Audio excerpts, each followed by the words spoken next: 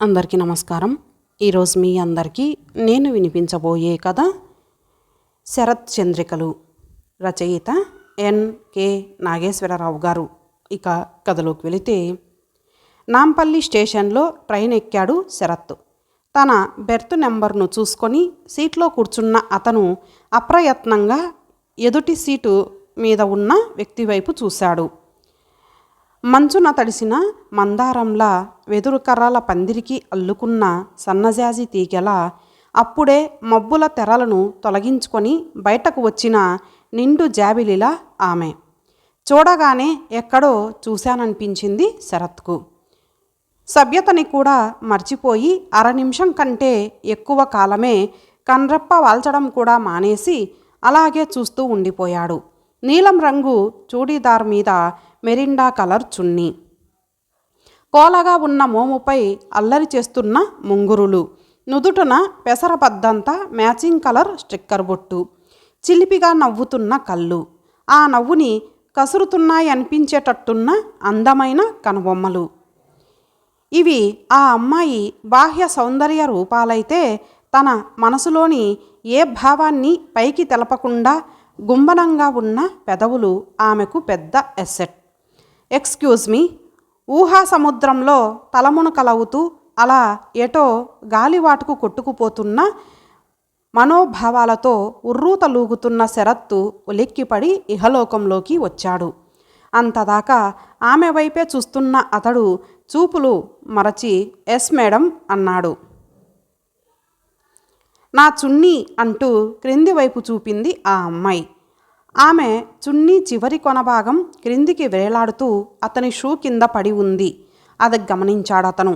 వెంటనే కాలిని వెనక్కి లాక్కొని ఓహ్ సారీ అంటూ దానిని అందుకోవడానికి ముందుకు వంగాడు.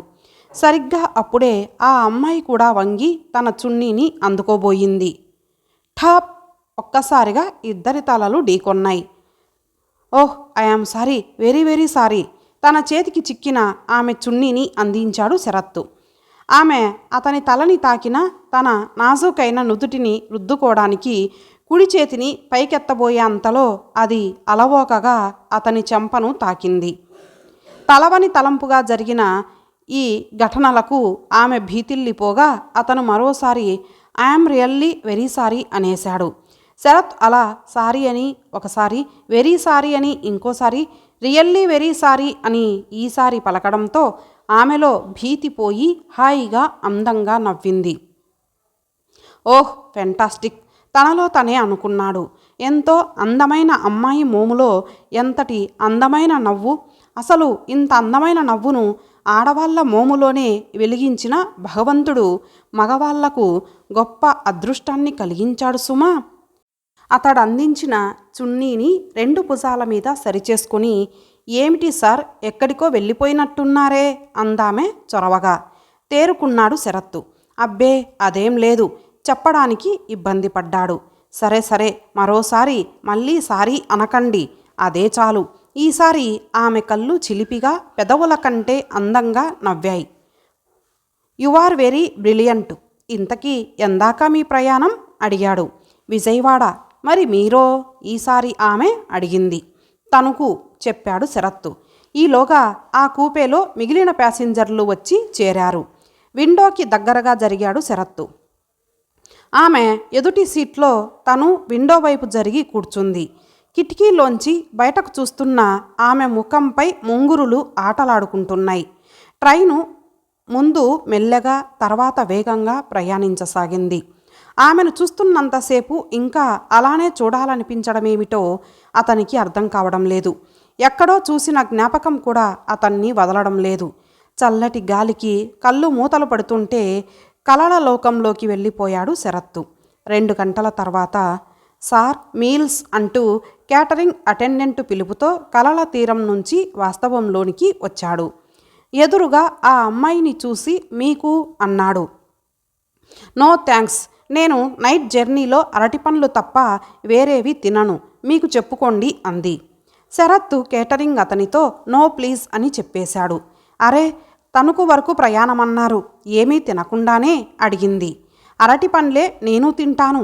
అచ్చా, అలాగైతే మీరు వాటిని కొనుగోలు చేయడానికి ట్రైన్ దిగక్కర్లే, నా దగ్గరే ఉన్నాయి అని చెప్పి తన ఒళ్ళోని క్యారీ బ్యాగులోంచి అరడజను పచ్చ అరటి పండ్లు తీసి అతనికి అందించింది. అన్నట్టు మరిచాను, నా పేరు శరత్తు, మీ పేరు చెప్పారు కాదు? మీరు కూడా మీ పేరు ఇప్పుడేగా చెప్పారు. నా పేరు Chandrika. Oh, very beautiful name. Thank you, తినండి. థ్యాంక్స్. ఆమె అందించిన అరటి పండ్లను ఆరగించడం ప్రారంభించాడు. ఆమె కూడా ఓ 4 అరటి పండ్లు తిని వాటర్ బాటిల్లో నీరు పైమూతలో వంపుకొని 2 కప్పులు త్రాగి శరత్కు ఇచ్చింది. థ్యాంక్స్, మీకు చాలా రుణపడిపోతున్నాను అన్నాడు. మీకు సారీలు థ్యాంక్స్లు స్టాక్ డైలాగుల్లా ఉన్నాయే, పదే పదే వాటినే రిపీట్ చేస్తున్నారు. అయ్యో అదేం లేదండి, ఏదో ఫార్మాలిటీ, కట్టేసీల కొద్దీ. ఓహో, వీటి కోసం వాటిని అదే పనిగా ఉపయోగించాలా? సరేలేండి, ఇక నుండి సారీకి బదులు క్షమించండని, థ్యాంక్స్కు బదులుగా ధన్యవాదములని అంటాను. అమ్మో, అది మరీ ప్రమాదం, నవ్వేసింది చంద్రిక. ట్రైన్లో మిగిలిన బెర్తుల వారు నిద్రకు ఉపక్రమించారు. మిడిల్ బెర్తులో చంద్రిక, ఎదురుగా పై బెర్తులో శరత్తులు చేరారు. గుడ్ నైట్ అంది ఆమె. సేమ్ టు యూ చెప్పాడు శరత్తు. బెర్తుకు అటువైపు ముఖం పెట్టి పడుకుంది ఆమె. ఆమె వైపునకే ముఖం పెట్టి తల క్రింద బ్యాగు పెట్టుకొని అటువైపే కన్నులార్పక చూస్తున్నాడు అతను. పోత పోసిన అందాల రాశి చంద్రిక తన కళ్ళెదురుగా ఉన్నా అతని అంతరంగమంతా తను త్వరలో చూడనున్న అత్తకూతురు తలపులే నిండి ఉన్నాయి. తను చూసేసరికి 10 ఏండ్ల అమ్మాయి, ఈసరికి నిండు యవ్వన శోభలతో శోభత్తని మించిన అందంతో మెరిసిపోతూ ఉంటుంది అనుకున్నాడు. అవును, శోభత్త. అసలు అందమంతా ఆమె సొత్తేగా. 7-8 ఏండ్ల క్రిందట ఆ రోజు తలవని తలంపుగా జరిగిన సంఘటన తిరిగి శరత్తు కళ్ళ ముంగిట సాక్షాత్కరించింది. అమలాపురానికి దగ్గరలోని బండారు లంక అంటే శరత్తుకు అంతా ఇంత ఇష్టం కాదు. తనెందుకు ఆ ఊర్లో పుట్టలేదని అనుకునేవాడు ప్రతిసారి. అందుకే అవకాశం దొరికినప్పుడల్లా ఆ ఊరుకు ప్రయాణమైపోతుంటాడు. కోనసీమ అందాలకు, కొత్త కోకల నేత పనికి పట్టుగొమ్మలాంటి ఆ ఊర్లో మేనత్త ఇల్లంటే మరీ ఇష్టం. ఒక్క అత్తే కాదు, మామయ్య, అత్త కొడుకు సురేష్, అత్త కూతురు చిన్ని అందరూ ఇష్టమే. బండారు లంకలో విశాలమైన లంకంత ఇల్లు వాళ్ళది. వాస్తుకు తగ్గట్టుగా తూర్పు ముఖద్వారాలతో 6 గదుల ఇల్లుంటే అంతకు 3 పెరడు. ఆ పెరటి నిండా జామ, సీతాఫలం, సపోటా, పనస చెట్లు, ఇంకా రకరకాల పూల మొక్కలు. ఆ ఊరు వెళితే కాలక్షేపానికి కొరత ఉండేది కాదు శరత్తుకి. బాగా చిన్నప్పుడు తల్లిదండ్రులతో వెళ్ళేవాడు. 10 ఏళ్ల వయసు దాటగానే వాళ్ళు వెంట వచ్చినా రాకపోయినా తానే ఒంటరిగా తణుకు నుంచి ఆ ఊరికి ప్రయాణమైపోయేవాడు. శరత్తు తల్లిదండ్రులు కూడా ఒక్కగానొక్క కొడుకనే గారాబంతో ఎప్పుడూ వద్దనేవారు కాదు. అయినా అతను వెళ్తున్నది మేనత్తగారి ఇంటికే కదా అని సరిపెట్టుకునేవారు. శరత్తు 10th పరీక్షలు రాసిన తర్వాత ఎప్పటిలాగే బండారు లంక వెళ్ళాడు. ఆ రోజు అతనికి శోభత్తే ఎదురు వచ్చింది. రావోయ్ అల్లుడు, మంచి సమయానికే వచ్చావు. మీ మామయ్య పిల్లలు ముఖ్యమైన వారింటి పెళ్ళికి వెళ్ళారు. రేపు మధ్యాహ్నానికి గాని దిగరు. ఈలోగా ఈ లంకంత ఇంటిలో నాకు కాలక్షేపం ఎలాగా అని అనుకుంటున్నాను. దేవుళ్ళా నువ్వు వచ్చావు అందామె. ఇంట్లో మిగిలిన వారు లేరన్న సంగతి తెలిసి ప్రాణం ఉస్సూరనినా తాను వచ్చినందుకు అత్తలో కలిగిన సంతోషాన్ని ఆవిరి చేయడం ఇష్టం లేక నవ్వాడు శరత్తు. స్నానం అది కానీ, వేడివేడిగా భోజనం వడ్డిస్తాను. సెలవులంతా ఇక్కడే ఉందువు కానీ, నీతో కలిసి ఆటలాడాలని సురేష్, చిన్ని తెగ ఆత్రంగా ఉన్నారు కూడా. నువ్వు నిన్ననే దిగి ఉంటే మిమ్మల్ని ఉంచి నేను మీ మామయ్య వెళ్ళి ఉండేవాళ్ళం పెళ్ళికి. ఇప్పుడు మాత్రం ఏం మునిగిందిలే అత్త, నేనుంటాను, నువ్వు వెళ్ళరాదు. సర్లే, వేసవి సెలవులకొచ్చి అల్లుణ్ణి ఇంట్లో వదిలి తిండి తిప్పలు చూడకుండా తగుదునమ్మా అంటూ వచ్చావని మీ మామయ్య చేత తిట్టించడానికా ఏం?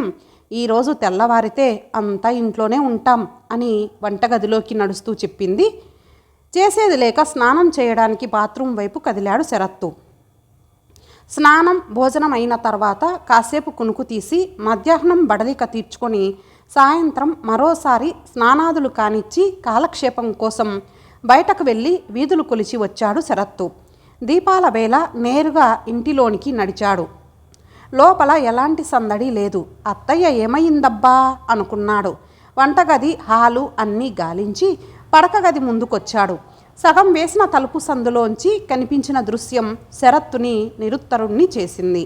నూనుగు మీసాల నూతన యవ్వనంలోకి అప్పుడప్పుడే అడుగు పెడుతున్న శరత్తు శరీరంలోని నరాలు ఆ దృశ్యానికి బిగుసుకోవడం ప్రారంభించాయి. సృష్టిలోని అందానికంతా ప్రాణం వచ్చి నిల్చుంటే ఎలా ఉంటుందో అదేవిధంగా బెడ్రూమ్లో మిర్రర్ టేబుల్ ఎదురుగా అప్పుడే స్నానం కానిచ్చి టవల్ను ఎద పైభాగం నుంచి మోకాలు ఎగువ వరకు చుట్టుకొని నిల్చున్న శోభత్త రూపం శరత్తుని కదలనీయలేదు. కేవలం కొద్ది క్షణాలే అయినా సంపూర్ణమైన స్త్రీత్వం నిండిన స్త్రీని అలా చూసెరగని శరత్తు శరీరం పెనుగాలికి వణికిన చిగురుటాకయ్యింది.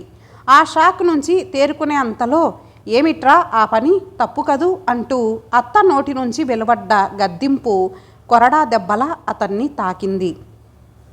గుండెనెవరో పట్టి పిండుతున్నట్టు ఫీల్ అయ్యాడు ఆ క్షణం. అక్కడి నుంచి కదిలి పరుగు పరుగున హాల్లోకి వచ్చి అలాగే నేల మీద కూలబడిపోయాడు. తనెంత తప్పు పని చేశాడు? ఆ దృశ్యం కనిపించిన వెంటనే చూసి చూడనట్లు కదిలి వెలుపలికి రాకుండా ఎందుకలా శిలాప్రతిమలా ఉండిపోయాడు? ఈ సంఘటన ఎవరికైనా తెలిస్తే తనను అంతా ఏమనుకుంటారు? అసలు అత్తయ్య తనను ఎలా భావిస్తుంది? ఆమె ముఖం తను చూడగలడా? తన ముఖాన్ని ఆమెకు చూపించడం ఎలా? అంతరంగ మదనంతో కొట్టాడుతున్న శరత్తు భుజం మీద చల్లని చెయ్యి అమృత హస్తంలా పడింది. జరిగిందేదో జరిగిపోయింది. నీ వయసుకిది సహజమే. కానీ ఇందులో నీ తప్పు లేశమంత కూడా లేదు. నేనే అజాగ్రత్తతో తలుపులు మూయకుండా నా పనిలో నేనున్నాను. అయినా మేనత్తనేగా, తప్పు లేదులే, బాధపడకు.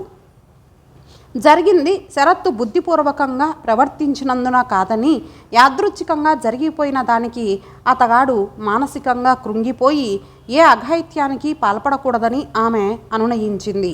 అయినా శరత్తు మనసు నెమ్మది పడలేదు. కూర్చున్న చోటు నుంచి దిగ్గున లేచి అత్త ముఖం వంక చూడకుండా లోపలికి నడిచి తన లగేజీని అందుకున్నాడు. కంగారుగా అతని వెనకే కదిలిన ఆమె శరత్తు ప్రవర్తనకు ఆశ్చర్యపోయింది.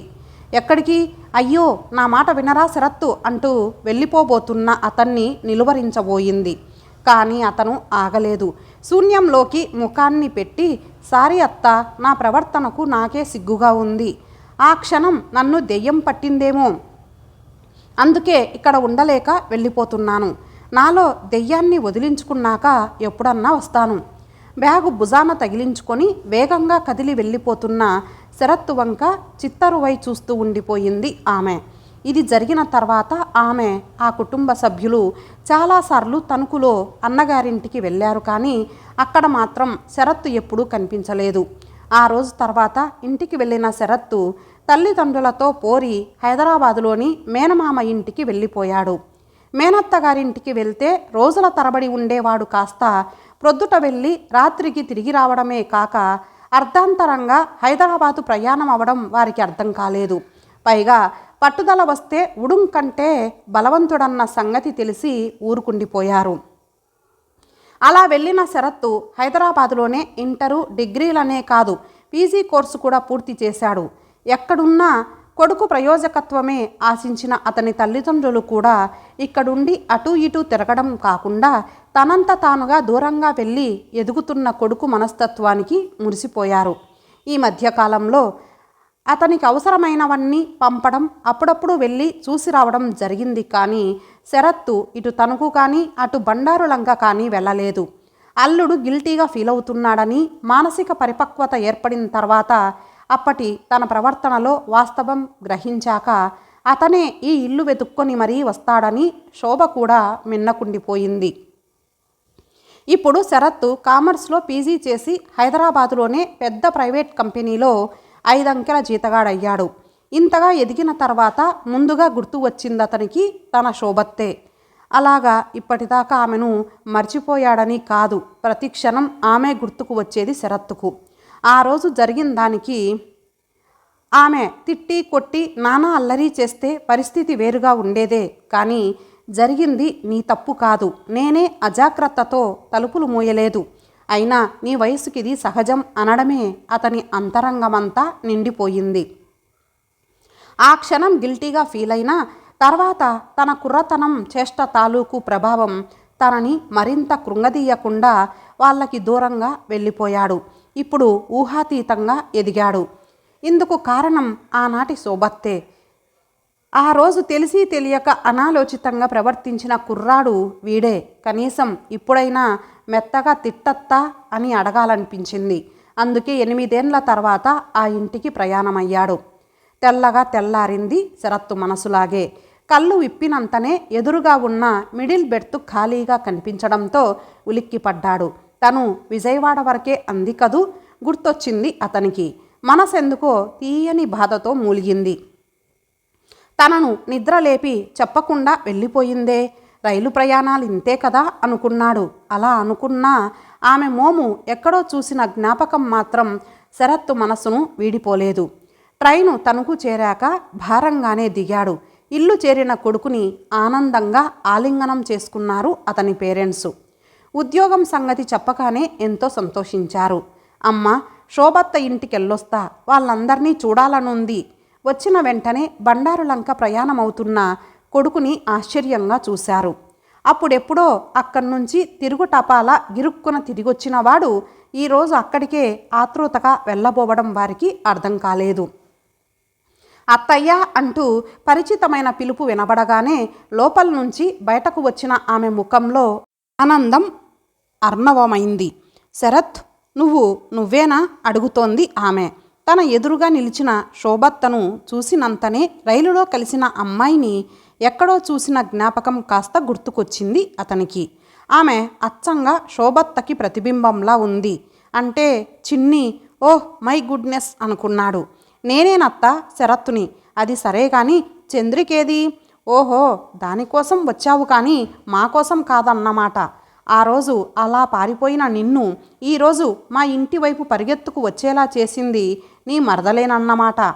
సరిగ్గా అప్పుడొచ్చారు అక్కడికి శరత్తు మామయ్య, సురేష్, చంద్రికలు. చంద్రిక, చిన్నప్పుడెప్పుడో చూశాను నిన్ను. అందుకే ట్రైన్లో ఎక్కడో చూసిన జ్ఞాపకం తప్ప వాస్తవం గుర్తు రాలేదు. అయినా నన్నెలా గుర్తుపట్టావు అడిగాడు సంభ్రమంగా.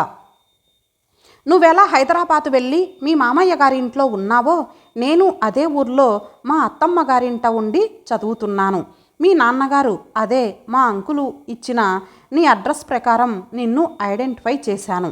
దొరగారు ఇటువైపు మనసు తిరిగి తణుకు ప్రయాణమవుతున్నారని తెలుసుకొని నేను ప్రయాణమయ్యాను. అది సంగతి.